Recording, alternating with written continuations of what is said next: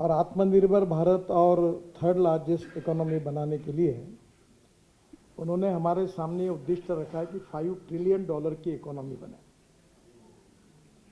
और किसी भी देश में जब डेवलपमेंट होती है तो उसके लिए 4 आवश्यकताएं होती है। 4 इम्पोर्टेंट ऐसी चीज़ें हैं ये कि इसके तरफ ध्यान नहीं दिया जाएगा तो राज्य और देश का विकास नहीं हो सकता। वो 4 चीज़ें हैं: water, power, transport and communication. अगर 4 इंफ्रास्ट्रक्चर डेवलप हुए तो कैपिटल इन्वेस्टमेंट आएगी और इंडस्ट्री, ट्रेड एंड बिजनेस बढ़ेगा। और industry and trade and business बढ़ेगा तो एम्प्लॉयमेंट पोटेंशियल बढ़ेगा, पर कैपिटा इनकम बढ़ेगा। और एम्प्लॉयमेंट पोटेंशियल बढ़ेगा, पर कैपिटा इनकम बढ़ेगा तो गरीबी दूर होगी। और इसलिए सुखी, समृद्ध, संपन्न हिंदुस्तान के लिए अगर विश्वगुरु बनाना है तो हमारे राज्यों को भी आर्थिक दृष्टि से सक्षम बनाकर सामर्थ्यशाली बनाना ये हमारे देश की आवश्यकता है। और इसलिए ये राइजिंग राजस्थान की थीम से ये आज जिस प्रकार की इन्वेस्टमेंट राजस्थान में आ रही है, आने वाले समय में निश्चित रूप से इसका राजस्थान के भविष्य के विकास के लिए बहुत बहुत उपयोग होगा। और मैं विशेष रूप से आदरणीय मुख्यमंत्री जी को, मंत्रीगण को और राजस्थान की सरकार को ये उद्दिष्ट उनको हासिल करना है, उसमें भारत सरकार आपके साथ में पूरी तरह से है और मेरा डिपार्टमेंट आपको इसमें पूरी मदद करेगा, ऐसा विश्वास मैं उनको देना चाहता हूँ। जहाँ तक रोड की बात है, ज़्यादा डिटेल में तो आपने देखा ही है फिल्म में, और हमारे चेयरमैन जो NHAI के उन्होंने भी आपको बताया। राजस्थान में जो 2 महत्वपूर्ण रोड है, इसमें अमृतसर, भटिंडा और जामनगर, ये एक बहुत इम्पोर्टेंट हाईवे है। दूसरा जो अंबाला कोटपुतली है, दोनों भी पूरे हो गए, जो इंडस्ट्री और ट्रेड बिजनेस के लिए बहुत ही उपयोगी है। तीसरा जो मुंबई दिल्ली हाईवे है, ये केवल यहाँ तक सीमित नहीं है भजन भाई, ये आपके लिए कैसे उपयोग का है मैं आपको बताऊंगा, तो इसका आयाम और आपको अच्छी तरीके से आपके ध्यान में आएगा। अगर आप मनाली में जाओगे तो मनाली में जाने के बाद रोहतांग पास जाने के लिए 3.5 घंटे लगते थे।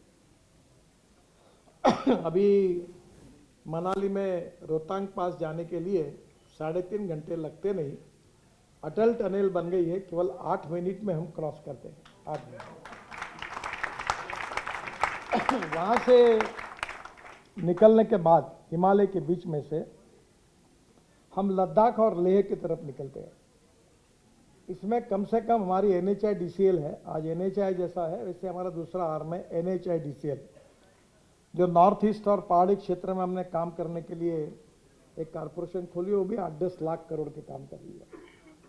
तो वहाँ से हम लोग लद्दाख लेह तक 18 टनल बना रहे हैं, काफ़ी काम शुरू हो गया है। और वहाँ से आने के बाद लद्दाख लेह से श्रीनगर जाने के लिए जो रोड है, जो कारगिल की लड़ाई जहाँ हुई थी उसके नीचे में, जहाँ आप अगर खड़े रहेंगे तो वहाँ से हम हमारा अमरनाथ, बाबा अमरनाथ का दर्शन कर सकते कारगिल के नीचे में। और वहाँ हम आशिया की सबसे बड़ी टनल बना रहे जोजिला, और जिसका 75% काम पूरा हुआ। और जो टनल की एस्टिमेटेड कॉस्ट 12,000 करोड़ थी, वो 75% पूरी हुई, वो केवल हमने 5,600 करोड़ में पूरी करनी, इतना उसमें सेविंग है। ये टनल से निकलने के बाद झेड़मोर टनल लगती है, जहां अभी आतंकवादियों ने हमला किया था हमारे कैंप पर, वो टनल पूरी हुई है। और अब प्रधानमंत्री जी को हमने डेट मांगी है, तो वहां से झेड़मोर टनल से बाहर निकलने के बाद फिर हम आएंगे श्रीनगर। और श्रीनगर में आने के बाद श्रीनगर और जम्मू के बीच में हमने 18 टनल लगभग बनाई है। और वहाँ से श्रीनगर जम्मू आने के पहले ही कटरा दिल्ली एक्सप्रेस हाईवे है, जो जिससे दिल्ली से अमृतसर 4 घंटे में, कटरा 6 घंटे में और श्रीनगर 8 घंटे में होगा। तो कटरा एक्सप्रेस हाईवे से हम तुरंत निकलकर इस कटरा हाईवे से दिल्ली आएंगे और दिल्ली मुंबई हाईवे को हम जुड़ेंगे। तो उसमें अभी ये पानीपत के बाद पंजाब हरियाणा के लिए फायदा है। हम एक UR2 बनाया, हमने 10,000 करोड़ का रोड लगभग उद्घाटन के लिए है, 2 महीने में खोलेंगे। तो वहाँ से डायरेक्ट हम द्वारका एक्सप्रेस हाईवे पे जाते हैं और द्वारका एक्सप्रेस हाईवे तो स्टेट ऑफ आर्ट प्रोजेक्ट है। तो आधे ही देखा आपने, एक पिलर पर 4 लेयर है। उसमें एयरपोर्ट के बाजू में एक रोड है, शिव मूर्ति या तीन मूर्ति को उनका कौन शिव मूर्ति ना क्या है, हाँ, वहाँ हमने एक अंडरग्राउंड टनल बनाई है और वो एयर स्ट्रिप से नीचे से जाती है और T3 पे जाएगी। तो पानीपत से आधे घंटे में आप एयरपोर्ट पहुंच जाएंगे। अभी 3 घंटे लगते हैं और पूरा ट्रैफिक इधर से चला जाएगा। और ये जो दिल्ली मुंबई हाईवे आगे जाता है, वो आगे दिल्ली जयपुर ये जो स्पर बनेगा, तो मेरी तो उम्मीद है कि 2 सवा 2 घंटे में हम पहुंच जाएंगे। तो ये जो दिल्ली जयपुर हाईवे यहाँ से फिर आपके लिए इम्पोर्टेंट बात ये है कि वहाँ से ये निकलने के बाद आप सूरत तक आएंगे तो आपको मुंबई जाने की जरूरत नहीं है। सूरत के बाद हम नया रोड बना रहे हैं, सूरत से नासिक, नासिक से अहमदनगर, अहमदनगर से सोलापुर, सोलापुर से कर्नूल और कर्नूल से चेन्नई, बेंगलोर, कन्याकुमारी, हैदराबाद, त्रिवेंद्रम, कोची, पूरे साउथ। तो ये जो दिल्ली मुंबई हाईवे है, ये नहीं है, ये हमारे भाषण में आपको याद होगा बचपन में, कश्मीर से कन्याकुमारी।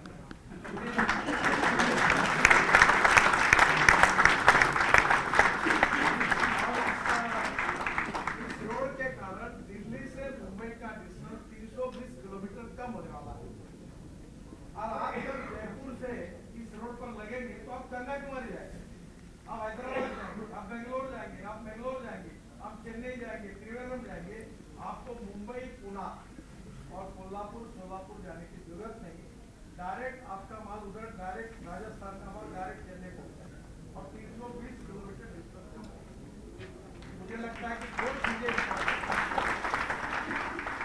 जो राजस्थान का विशेष रूप से ग्रोथ दीजिए है, दिल्ली मुंबई हाईवे जो जा रहा है वो पूरे ही आपके सब प्राइवेट डिस्ट्रिक्ट से जाते हैं। जो लोग सोशली, इकोनॉमिकली, एजुकेशनली बैकवर्ड है, वहां से रोड जा रहा है।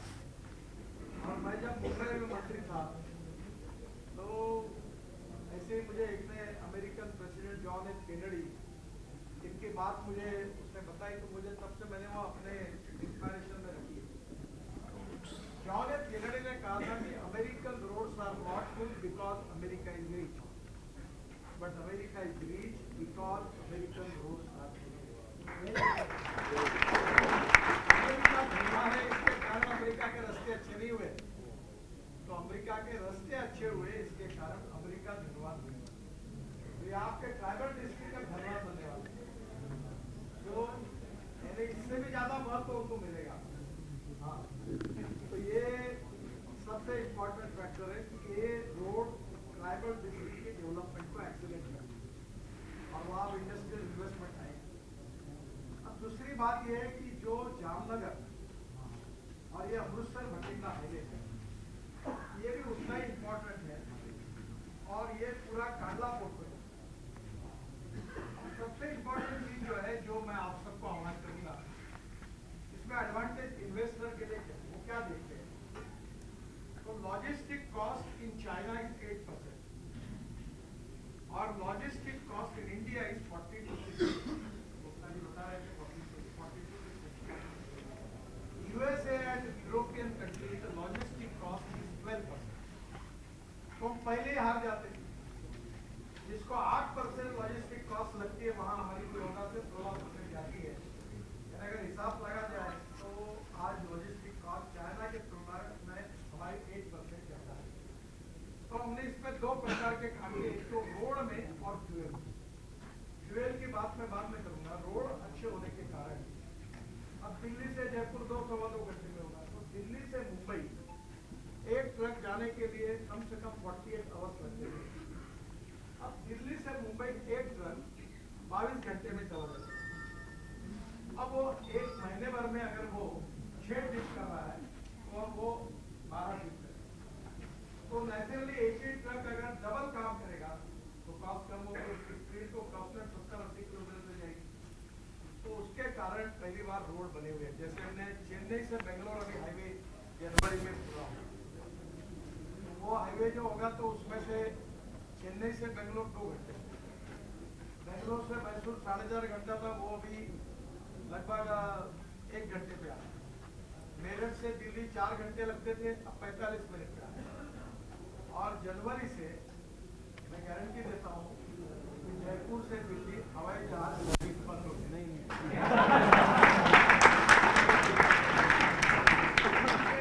बंद हो जाए। ये क्यों होगा मैं आपको बताता हूँ। दिल्ली से जयपुर आने के लिए 1 घंटा पहले जयपुर में जाओ, आधा पौन घंटा इधर उधर घूमो, और वहां से बात हुई बोर्डिंग लेकर हवाई जहाज में बैठो, कितने में 1.5 घंटा जाता है। जैसे निकलना वहां पहुंचना 2 घंटा, फिर हवाई जहाज आधा पौन घंटा, और फिर वहां से घर जाना। अब दिल्ली से देहरादून जहां हवाई जहाज से 4 घंटे लग रहे, रोड से जनवरी से 2 घंटे में होगा। इतना सिस्टम करके कुछ मैं जब मंत्री था मुंबई में, महाराष्ट्र में, तो मैंने कहा था कि पुणे से मुंबई ये ट्रेन की 8 बजे, मैंने कहा ये बंद हो जाएगी, तो लोगों ने मेरे ऊपर एडिटोरियल लिखा। अब जैसे हाईवे मुंबई से पुणे हाईवे हुआ तो 8-9 घंटे लगते थे, अब हाईवे को 2 घंटे लगते हैं, बस ये हो गई बंद। पहली बात तो ऐसे कि लॉजिस्टिक कॉस्ट को कम करना है। अब लॉजिस्टिक कॉस्ट को कम करते समय जब रोड हमने अच्छे बनाए तो उसमें दूसरी इम्पोर्टेंट चीज है कि वो लॉजिस्टिक कॉस्ट फ्यूएल से, और जो मेरा प्रिय विषय में अनेक 2004 से इस पर काम कर रहा हूँ, अब काफी हो गया है, उससे कि हम 22 लाख करोड़ रुपए का फॉसिल फ्यूल इंपोर्ट करते हैं। 22 लाख करोड़ रुपए में तुमको 2-3 लाख करोड़ लेना है। मार्केट है, एश्योर्ड मार्केट है, और वो एश्योर्ड मार्केट ये है कि हम लोग बायो है, इथेनॉल है, बायो सीएनजी है, और इलेक्ट्रिक अभी हमारे यहाँ बायो नहीं आता, इलेक्ट्रिक इलेक्ट्रिक जो आया है, और अभी जैसे बस बंद है उसका भी मैं आपको डिटेल बताऊंगा। और उसके साथ साथ अभी अल्टरनेटिव फ्यूल में हाइड्रोजन आने वाला है, मेरे पास हाइड्रोजन की गाड़ी और वो गाड़ी मेरे पास है, वो मैं प्रचार करता हूँ। आज मैं समाधान के कार्यकर्ता गया था, 10,000 लोग, और मेरे कहने पर मैं पूरे इलेक्ट्रिक गाड़ी अभी चल रही। अब फिर मैंने उनको, मेरे पास वो इनोवा गाड़ी थी टोयोटा, और वर्ल्ड की पहली गाड़ी थी, वो पूरे अमेरिकन और सब आया मेरे साथ फोटो निकाले, वो पूरी बायो फ्यूल थी, इथेनॉल पे थी, और उसकी कॉस्ट जो है पेट्रोल की तुलना में अगर की जाए तो वो केवल 25 रुपए लीटर पेट्रोल, यानी import cost effective, pollution free और इफिशिएंट। अब ये जो गाड़ी है, ये जो इथेनॉल की है, ये गाड़ी इथेनॉल जो बनता है ये आप बना सकते हैं। अभी आपका अभी तक ज्यादा ध्यान नहीं दिया आपने मेरा, और इसलिए मैं आपको ये कहूँगा कि शुगर के जूस से इथेनॉल बनता है, मोलाइसिस से इथेनॉल बनता है, और इसके साथ साथ अभी भारत सरकार ने कॉर्न से इथेनॉल बनाने का ब्रोकन राइस बाम्बू से इथेनॉल बन रहा है, और जो पॉपुलरली मगली राइस स्ट्रॉ उससे इथेनॉल बन रहा है। और अब by using biotechnology you can generate biomass, and from biomass you can make bio CNG. अब इसमें ऐसा हुआ है कि कॉर्न का भाव पिछले साल 12 रुपये किलो था,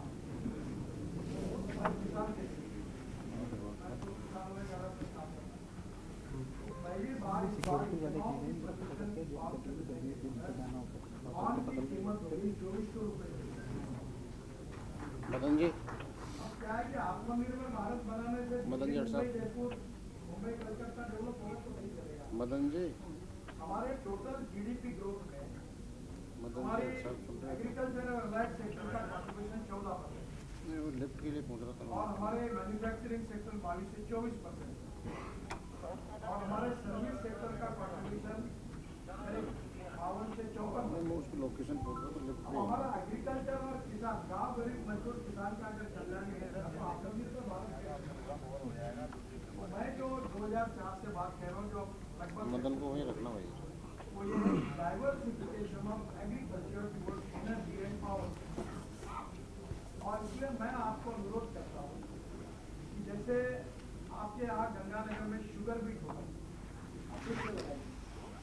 शुगर मत बनाए। शुगर बनाना आजकल बहुत आसान है।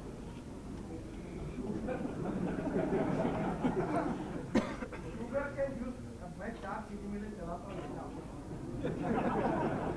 तो हालांकि वो हमारे यहाँ किसानों का मैं तो एग्रीकल्चर में काम करता हूँ। मैं सब प्रयोग खुद करता हूँ। मेरे पास सब प्रयोग है लेबोरेटरी और मैं खुद अपने पैटेंट भी लेता हूँ। पहली बात तो ऐसा है कि शुगर केन बीज से शुगर केन बीज में 40% तो डायरेक्ट जूस पीना वो इथेनॉल होगा। या जैसा कि जूस से रेक्टिफाइड स्पिरिट बनता है और रेक्टिफाइड स्पिरिट से ये बनता है और दूसरा इथेनॉल बनता है। तो इथेनॉल जब बनेगा वो गाड़ी में जाएगा और ब्रांडी मिस्टी बनेगी वो पेट में जाएगी। वही तो अपने क्या करता पहली बात सभी के तो बंदा वो अगर शुरू कर देंगे तो बीट वालों का बहुत अच्छा होगा।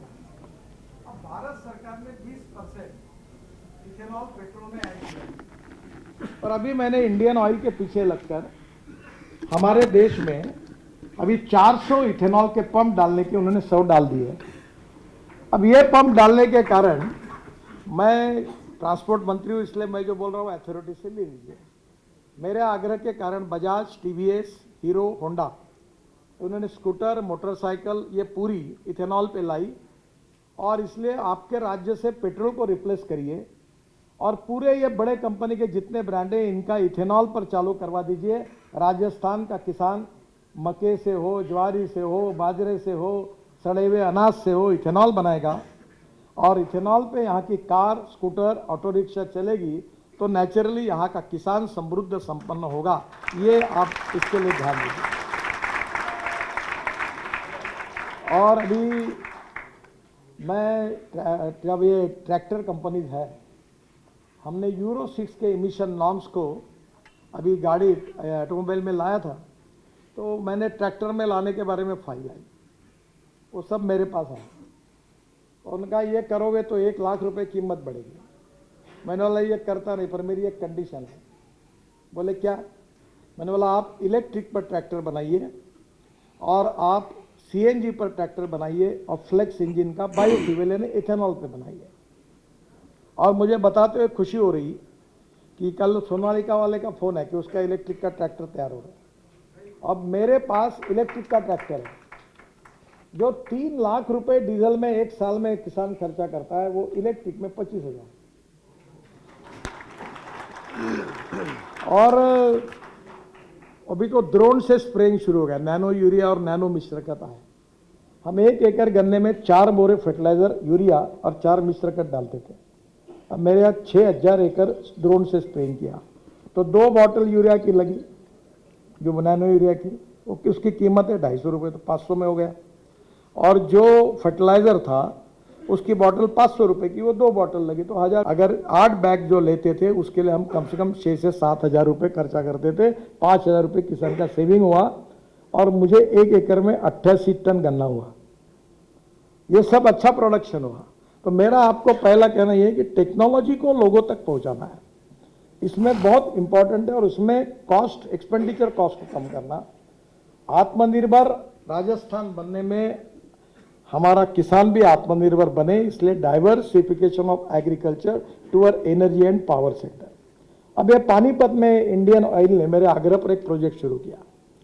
ये जो हरियाणा और पंजाब में जो परली जलाते, आपके यहाँ शायद राइस नहीं है, तो उसमें से पानीपत में एक प्रोजेक्ट शुरू हुआ है। 1 lakh litre per day bio ethanol, 150 tonne bio bitumen.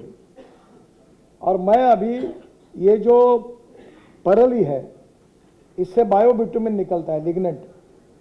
और अभी एक रोड हमने अलाउ किया है सेंट्रल रिसर्च रोड ऑर्गेनाइजेशन ने कि ये जो परली से इथेनॉल बनेगा उसमें जो लिग्नेंट निकलेगा वो 35% डांबर में डाल सकता है। अब बारामर का भाव है 50 रुपए किलो। अब किसान को केवल अन्नदाता नहीं, ऊर्जा दाता, ईंधन दाता, विटामिन दाता, हाइड्रोजन दाता बनाने का काम करिए, ये मेरी आपसे रिक्वेस्ट है। और ये हो सकता है, इसका सबके प्रूवन एग्जाम्पल है। अब दूसरी बात जो है, जो राजस्थान में जमीन बहुत है, मुझे भी पता नहीं था। मैं जब ये हाईवे का अमृतसर बठिंडा जामनगर हाईवे को देख रहा था, कितना समय तक मैं हेलीकॉप्टर से चल रहा था, जमीन ही जमीन पड़ी हुई है। और इसलिए मैं आपको कहता हूँ बायोटेक्नोलॉजी का उपयोग करके बायोमास को तैयार करना और बायोमास से बायो सीएनजी और इथेनॉल तैयार करना। अब दूसरी इंटरेस्टिंग बात है, अब बजाज कंपनी की स्कूटर तो रेप्यूटेड है। 3 महीने पहले मैंने बजाज की स्कूटर और मोटरसाइकिल पूना में लॉन्च की, वो सीएनजी पर है। और वो मोटरसाइकिल जो है, अगर पेट्रोल की मोटरसाइकिल और स्कूटर चलती है तो 1 किलोमीटर का खर्चा 2 रुपये 25 पैसे है, और जो सीएनजी पे बनती है उस मोटरसाइकिल का खर्चा 1 रुपया है। तो ये इतनी मोटरसाइकिल लेके सब है, तो ये अगर सीएनजी पे कन्वर्ट होगी तो अभी परली से राइस स्ट्रॉ से 400 प्रोजेक्ट भारत में शुरू हो रहे। मैं उस एसोसिएशन का अध्यक्ष हूँ। 60 शुरू हो गए, बाकी प्रोसेस में है, और वो सीएनजी बनाएंगे और वो गाड़ी में भी जाएगा। तो आप जैसे मैंने बताया कि लॉजिस्टिक कॉस्ट कम करने में ये टेम्पो, ये मिनी ट्रक दिल्ली में सब सीएनजी पे आए, तो ये डीजल पेट्रोल की तुलना में 50% सेविंग है, तो लॉजिस्टिक कॉस्ट कम होगी। तो ये भी हम कर सकते हैं, और अब बड़े प्रमाण पर ये बन रहे हैं। मैं भी 5 टन सीएनजी तैयार करता हूँ रोज। टेक्नोलॉजी नहीं होगी तो मैं कंसल्टेंट बनाऊँ, कोई फी नहीं लूँगा। तो ये कोई है, क्योंकि लोगों को लगता है ये बोल रहे तो होगा कि नहीं होगा। तो मेरा पहला कहना यही है कि ये आपके फ्यूल में और रोड में, 2 में बदल हुआ तो 2 साल के अंदर हिंदुस्तान की लॉजिस्टिक कॉस्ट सिंगल डिजिट यानी 9% में लाने का हमने निर्णय किया है। 9%। अब ये 9% अगर आपके यहाँ हो जाएगा तो ये 16 से 9 में जो 7% का सेविंग होगा, तो राजस्थान एक्सपोर्ट में कॉम्पिटिटिव बनेगा। तो रोड और इसका दोनों का आप जरूर करिए, यही मेरा आपसे अनुरोध है। एक इम्पॉर्टेंट चीज़ ये है कि ये जो बस आपने देखी, अभी बैठा था, अब एक अन्यथा मत लीजिए, पर मैं केवल वो पढ़ा हुआ बता रहा हूँ आपको, मुझे मालूम नहीं। कोई तो भी टीवी पर लाइन आई कि एक जयपुर में कोई तो भी बस पकड़ी गई जिसमें 50 लोग विदाउट टिकट पकड़े गए। तो मैं भी ट्रांसपोर्ट मेरे पास है, तो वैसे आपके यहाँ की स्थिति मालूम नहीं, पर बाकी राज्यों में जो राज्य सरकार का ट्रांसपोर्ट है, उस विशेषता ये है कि हॉर्न छोड़कर सब बचता है उस बस में। और कुछ जगह तो टप पर भी बैठते लोग, तो वो इन्हें एसी वगैरह लगाने की बजाय खुली हवा का आनंद लेते लोग। तो मैंने जो ये बस का मॉडल तैयार किया, मैं जेकोस्लाविया गया था, और जेकोस्लाविया गया था तो मैंने वहाँ स्कोडा में गया था। तो स्कोडा में मैंने देखी ये टेक्नोलॉजी, और ये यूरोपियन देशों में है, फ्लैश चार्जिंग। तो बस की लेंथ है 18 मीटर, सीटिंग अरेंजमेंट। अभी वो 2 लोगों ने, उस समय मैंने जब देखा तो वहाँ से मैंने टाटा के एमडी को फ़ोन किया और मैंने कहा तुम इससे जॉइंट वेंचर करो इसके लिए, रोलिंग स्टॉक के लिए।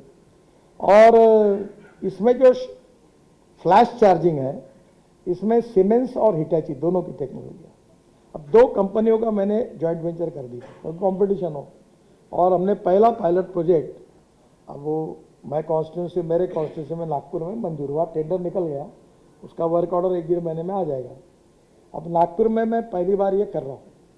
ये बस में ऐसा है कि ये एयर कंडीशन बस है, एग्जीक्यूटिव चेयर्स है, हर चेयर पे लैपटॉप लगा हुआ है, टीवी भी देख सकते हैं, और हर बस में एयर होस्टेस जैसी बस होस्टेस होगी, चाय पानी नाश्ता भी मिलेगा, और वो सस्ते में मिलेगा। क्योंकि अभी मुझे ध्यान में आया कि वो 10 रुपये में चाय मिलना चाहिए, तो वो भी हम करेंगे। और इसकी जो टिकट की अरेंजमेंट है, लोग सामने से उतरेंगे और सामने से चढ़ेंगे, कार्ड रहेगा या मोबाइल फोन रहेगा। वो टिकट वाला, कंडक्टर वाला कंसेप्ट जिंदगी भर कोई स्टेट ट्रांसपोर्ट नहीं चल सकता। मैं ही मंत्री हूँ इसका, सबका बैंड बच गया, मुझे मालूम नहीं आपका क्या हालत है, पर सब लॉस में है। तो ये जो टिकट वाला है, तब वो खड़ा होगा, बाहर रहेगा, वो खड़ा होकर अंदर जाएगा, तो उसका बैंक में डायरेक्ट पैसा कट जाएगा, यही सिस्टम है।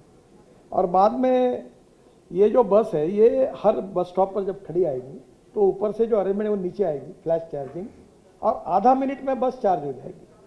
उसमें क्या है कि 50-60 किलोमीटर की लिथियम आयन बैटरी है।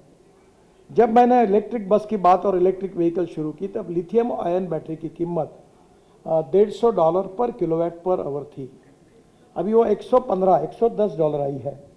और हमारे देश में अभी लिथियम आयन बैटरी के बजाय एल्यूमिनियम आयन, जिंक आयन, अलग अलग केमिस्ट्री भी डेवलप हो रही है। और जम्मू में हमको वर्ल्ड का 6 लार्जेस्ट लिथियम का इतना ये भी मिला हुआ है। तो आने वाले समय में ये जो हमारी लिथियम आयन बैटरी 100 रुपीज़ पे आएगी, और जिस दिन ये 100 रुपीज़ पे आएगी तो हमारे देश में पेट्रोल डीजल की कीमत, व्हीकल की कीमत और इलेक्ट्रिक की कीमत सेम होगी। मेरे अंदाज से 5 साल के अंदर सब बसेस इलेक्ट्रिक की होगी।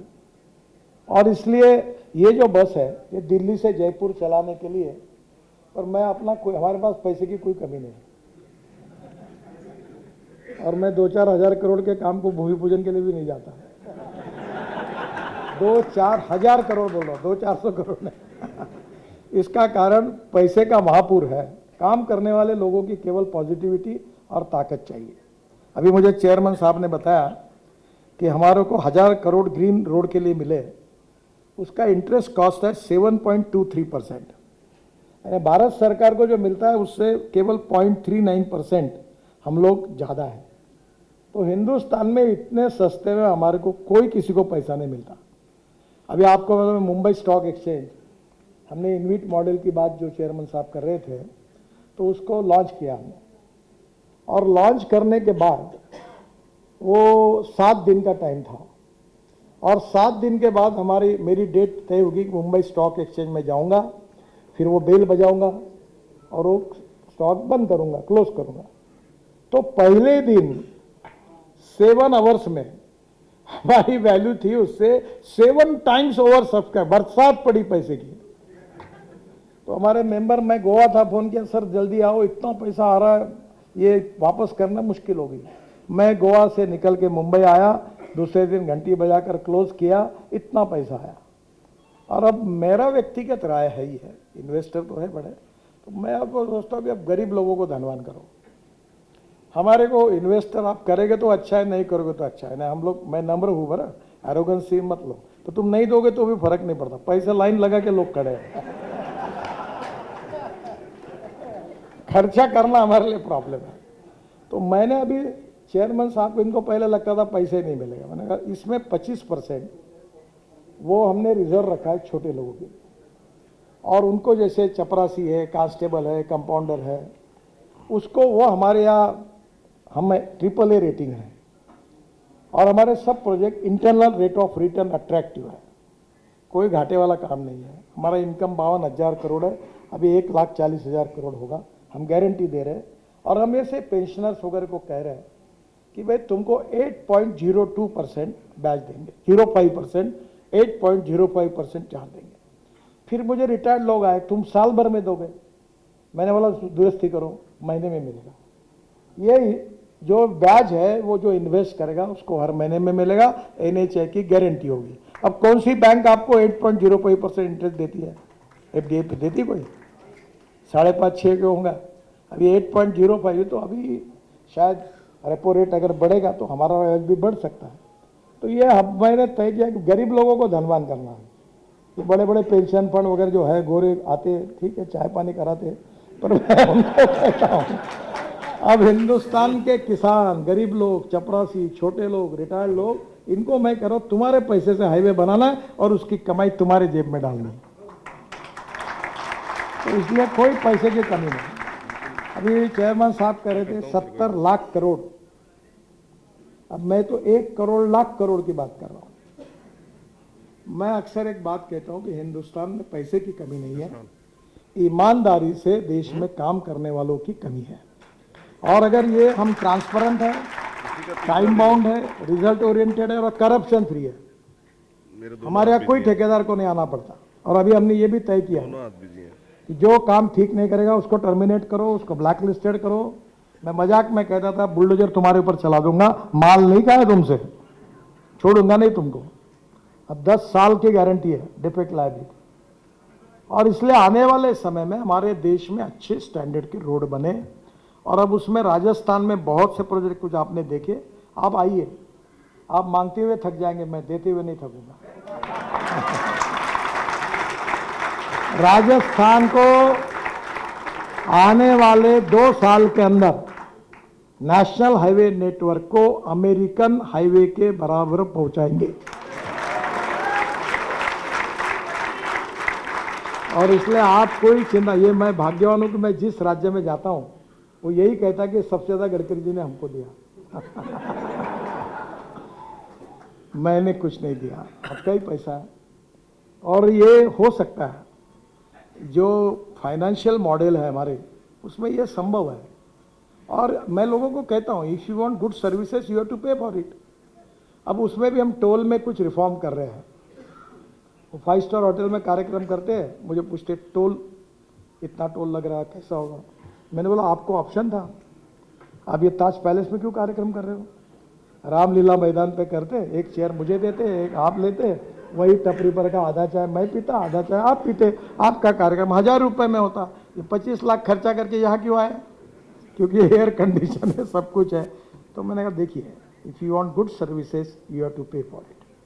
अब 9 घंटे जगते थे आपको, अब आप 2 घंटे में आ रहे हैं, तो 7 घंटे का पेट्रोल डीजल बचा है ना, टाइम बचा है ना, कॉस्ट बची है ना, तो थोड़ा बहुत इधर कंट्रीब्यूट करो, क्योंकि देश के बजट से इतना काम नहीं हो सकता।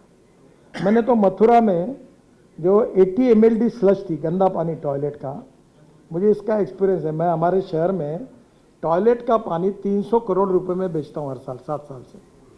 टॉयलेट का पानी तो वो महाराष्ट्र सरकार लेती है। तो मैंने हाइब्रिड एन्युटी में, जब वाटर रिसोर्स था, हाइब्रिड एन्युटी में प्रोजेक्ट किया, और वो कल त्रिवेणी इंजीनियरिंग कंपनी ने दिया, और वो पानी शुद्ध करके मैं इंडियन ऑयल के रिफाइनरी को मथुरा को देता हूँ। वो 25 करोड़ यूपी सरकार को देते, मैंने कहा 20 करोड़ दे दो, उनका 5 करोड़ का फायदा हो गया। मथुरा का 80 ml गंदा पानी शुद्ध हो गया, इंडियन ऑयल का फायदा, हमारा प्रोजेक्ट भी सस्ता हो गया। तो मेरा आपको यही कहना है कि हमारे पास, अगर हम प्रोजेक्ट में टूरिज्म के लिए रोड बहुत आवश्यक है, और टूरिज्म ही राजस्थान की स्ट्रेंथ है। और टूरिज्म ये ऐसी इंडस्ट्री है कि 49% ऑफ द कैपिटल एक्सपेंडिचर ये एम्प्लॉयमेंट पोटेंशियल में खर्चा होता है। और इसलिए मुझे लगता है कि जितना आएगा। और एक बात मेरी रह गई, मैं बहुत वाटर रिसोर्स मिनिस्टर था तब हमने किया था, पर वो अभी शुरू नहीं हुआ, वो था एमपीबीएस सी प्लान। एक बात पूरी हो गई, हमने आपके यहाँ 5-6 एयर स्ट्रिप बनाई है रोड पर, हवाई जहाज उतर सकता है। मैं भी उतरा था एक जगह पर, राजनाथ जी, मैं, सब हम लोग उतरे थे। तो रोड को हमने एयरपोर्ट में बनाया। तो अभी दिया जी बता रही थी, मैंने बोला, बोले वहाँ एयरपोर्ट प्लेन नहीं है। मैंने बोला तुमको 5-5 करोड़ में एयरपोर्ट बना दूँ, बताओ कैसे करना। मैंने बोला रेलवे का फाटक होता है वैसे हाईवे बंद करना, हवाई जहाज उतरेगा, पलट के जाएगा, एक 3 शेड बना दो सिक्योरिटी वगैरह के अरेंजमेंट के लिए, पार्किंग प्लेस थोड़ी सी बना दो, और लोग उतरेंगे, लोग चढ़ेंगे, जब निकलेगा तब फिर से अपना फाटक बंद करो, हवाई जहाज उड़ेगा और वो चले जाए। ये प्रैक्टिकली पॉसिबल है, इसमें कोई कठिनाई नहीं है। तो आपके ऐसे 10-20 5-6 एयरपोर्ट, तो अभी एयर स्ट्रिप का खर्चा नहीं, किसी का खर्चा नहीं, आप चालू करवा दीजिए।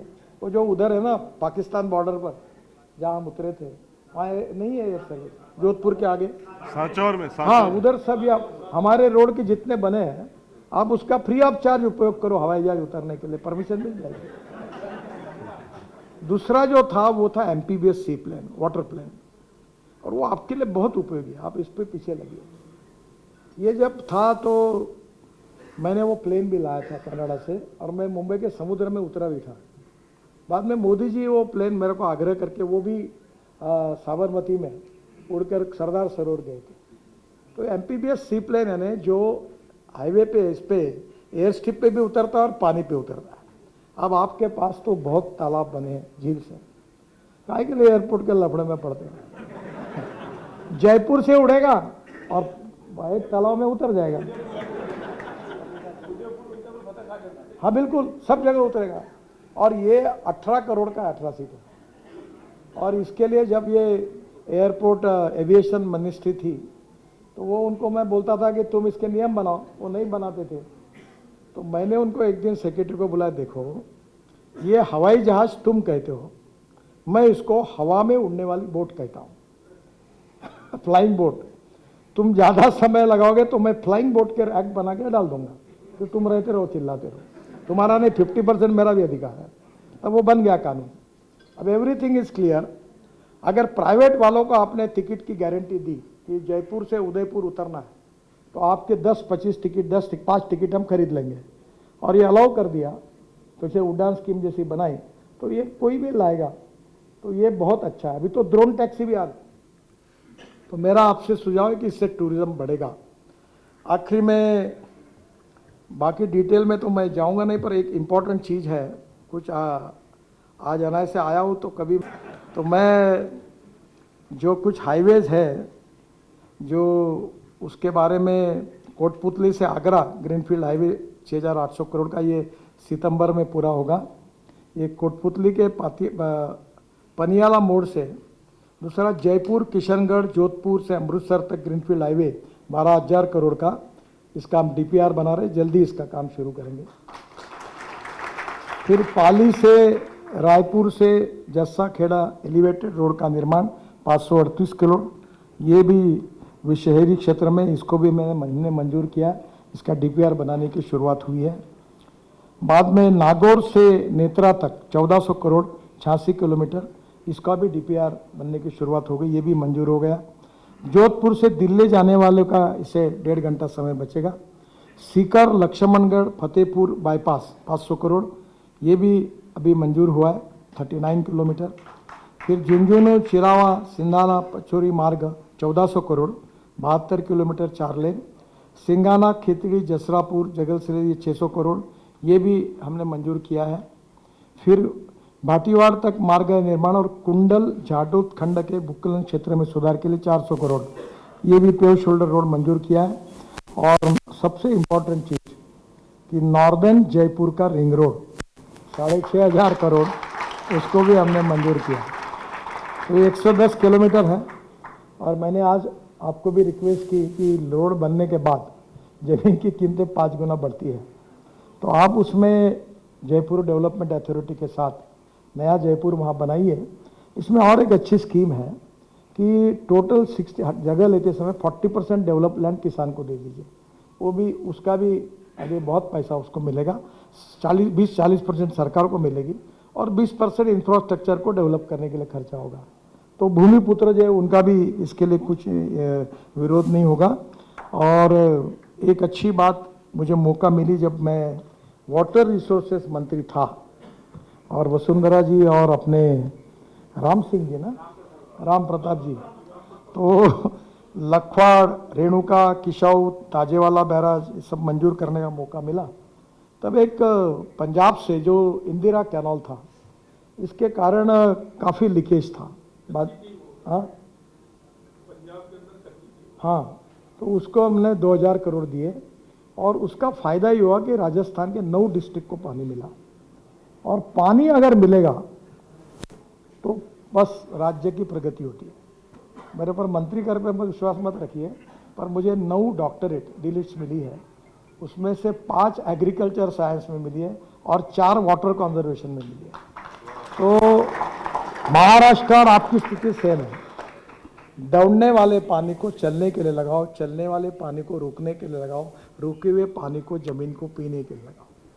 गांव का पानी गांव में, घर का पानी घर में, खेत का पानी खेत में। जैसे ये सरकारी नौकरी करते हैं ना, हर महीने में डिपॉजिट करते हो, रिटायर्ड होने के बाद पैसा डिपॉजिट करके, तो पानी को जमीन के अंदर डिपॉजिट करिए। तो हमने NHI के तरफ से 1,000 तालाब फुकट में बनाए महाराष्ट्र में, फ्री ऑफ चार्ज। 2 चीजें आप करिए कि हम कचरा जो है शहरों का वो सेग्रीगेट करके रोड में डाल देते, तो आपका स्वच्छ भारत अभियान होगा। और दूसरा, ये वाटर कंजर्वेशन का काम करिए, बहुत फायदा होगा। और 1 रुपया खर्चा नहीं करना आपसे, हमको हमारे कोई काम में आपसे कोई रुपया नहीं चाहिए। आपको मैं बताऊंगा, इतना एग्रीकल्चर ग्रोथ रेट बढ़ेगा, पानी आएगा तो यहाँ की तस्वीर बदल जाएगी। और आपने जो 12 या 10 एक्सप्रेस हाईवे बताया अभी, ग्रीनफील्ड 9, तो उसके ऊपर एक बार दिल्ली आप आइए, हम वे आउट निकालेंगे। तो एक प्रकार से राइजिंग राजस्थान, तो मैंने मजाक में कहा कि हम लोग एक कहते थे कि worship of the rising sun, Marathi में कहावत थी, उगोत्या सूर्याला नमस्कार। जो सूर्य ऊपर जाता है उसको नमस्कार करना चाहिए। लेट अस होप कि आपके नेतृत्व में राजस्थान का सूरज बहुत ऊपर पहुंचेगा और आपके इस कार्य में आपको सफलता प्राप्त हो और आप यशस्वी हो, इसलिए हम आपके साथ हैं। God bless you. धन्यवाद।